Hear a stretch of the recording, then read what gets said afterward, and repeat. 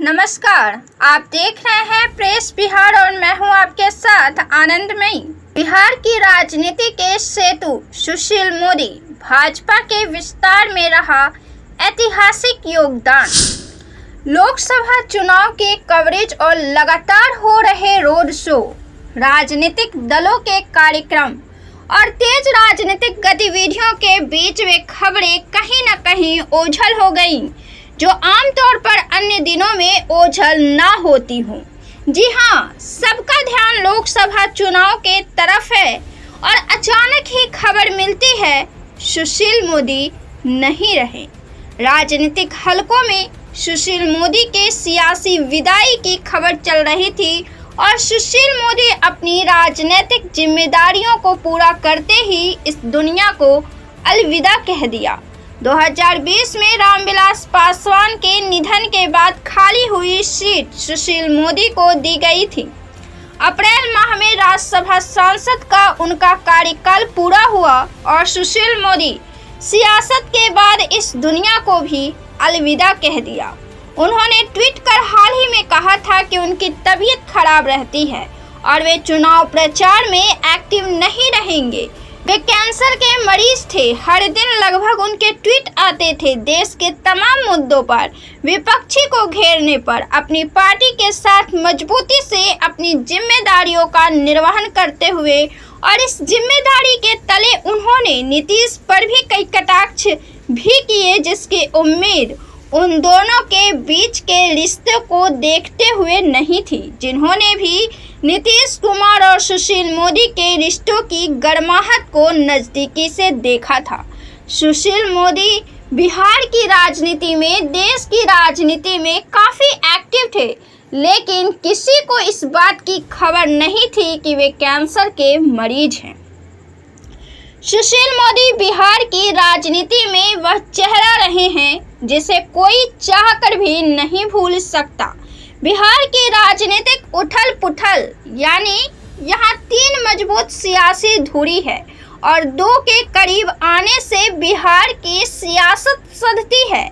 ऐसे में जब लालू का काल था, लालू की मजबूती थी और बिहार में भाजपा नई नवेली थी, तब सुशील मोदी जैसा शख्सियत ने बिहार में भाजपा की जड़ें मजबूत की, उनमें खाद पानी डाला। सुशील मोदी के चेहरे से बिहार में भाजपा पार्टी के होने की खबर चलती थी। आखिर ये कौन शख्स हैं जो हर जगह सीएम नीतीश के साथ घुले मिले बिल्कुल दोस्त और छोटे भाई की तरह नजर आते, तो मालूम पड़ता भाजपा के कद्दावर नेता हैं, जिनका सफर जेपी आंदोलन से शुरू हुआ है।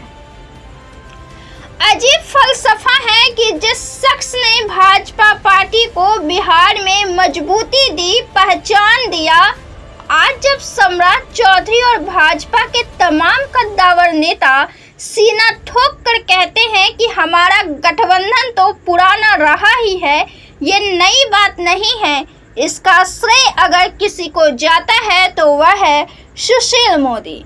लेकिन उनके नेतृत्व में भाजपा बी टीम बन गई। उन पर भाजपा वालों ने यह आरोप लगाते हुए जरा भी नहीं सोचा कि उनके नेतृत्व में भाजपा का कमल बिहार में खिला। दरअसल संबंधों में जब गर्माहट होती है तो अपने लोगों को ही यह हजम नहीं होता है। वे सामंजस्यता तो चाहते हैं, लेकिन सामंजस्यता आ जाए तो स्वाभाविक तौर पर कुछ हलचलों का बाजार भी गर्म हो जाता है। बहरहाल सुशील मोदी को बिहार की राजनीति से अलग करने के बाद भाजपा ने उसका खूब खामियाजा भुगता है, लेकिन मलाल राजनीतिक विश्लेषकों को और बिहार के राजनेताओं को इस बात की रही है कि सुशील मोदी को भाजपा ने राजनीति से दरकिनार कर दिया था। उन्हें उनकी उचित जगह नहीं दी गई थी।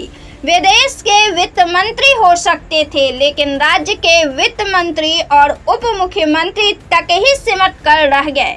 सुशील मोदी की राजनीतिक शुरुआत 1971 में होती है। वे आरएसएस और एबीवीपी से जुड़े थे। वे दक्षिणपंथी का उदार चेहरा भी रहे हैं। उनके बहुत आक्रामक भाषण भी देखे गए हैं। 1990 में सुशील कुमार मोदी ने पटना केंद्रीय विधानसभा क्षेत्र से चुनाव लड़ा और विधानसभा पहुंचे। साल 2004 में वे भागलपुर लोकसभा क्षेत्र से चुनाव जीते। साल 2005 में उन्होंने संसद सदस्यता से इस्तीफा दिया और विधान परिषद के लिए निर्वाचित होकर उप मुख्यमंत्री बने। यहीं से नीतीश कुमार के साथ उनका साथ शुरू होता है। सुशील मोदी जनता के बीच रहने वाले नेता रहे हैं। लोगों से मिलने जुलने में उन्होंने कभी परहेज नहीं किया। वे प्रमुखता से मुद्दों को उठाते थे। आर्थिक परिप्रेक्ष्य में उनकी विचार मजबूत रही है और वे मजबूत सवाल विपक्ष में रहते हुए उठाया करते थे। लालू यादव की राजनीति में कमजोर होने का एक वजह सुशील मोदी रहे हैं। वे कड़े ढंग से लालू परिवार और भ्रष्टाचार के मुद्दों को उठाया करते थे। कई ऐसे मौके आए जब सुशील मोदी ने जदयू और भाजपा के बीच सेतु का काम किया। कई मौके पर जब जदयू और भाजपा के संबंध बिगड़े तो अनायास और सहज तौर पर अगर किसी नेता की याद जदयू या भाजपा के कार्यकर्ता या राजनीतिक पंडितों और पत्रकार को आई तो वह नाम हमेशा सुशील मोदी का था। अरुण जेटली के इंतकाल के बाद सुशील मोदी ही वे नेता रहे जिनसे बात करने में नीतीश कुमार सहजता महसूस करते रहे। सुशील मोदी के राज्य की राजनीति के लिहाज से सक्रिय न होने की स्थिति में कोई ऐसा नेता रहा नहीं जो नीतीश से उस तरह बात कर सके जिसकी जरूरत बिहार की राजनीति में कई मौकों पर महसूस की गई। सुशील मोदी आडवाणी वाजपेयी के दिनों के नेता हैं। आडवाणी के साथ उनकी नजदीकियां थी, चाहे वसुंधरा राजे हो, शिवराज सिंह चौहान हो या सुशील कुमार मोदी हो। वो अमित शाह से तो सीनियर है ही और एक तरह के नरेंद्र मोदी के समकालीन हैं। 90 के दशक में उनका स्टेचर भी बराबर था। जब भाजपा के अभी के नेतृत्व की नई राजनीति शुरू हुई तो उन्होंने अपने ब्रांड के नेताओं को बनाना शुरू कर दिया जो उनके प्रति वफादार हों।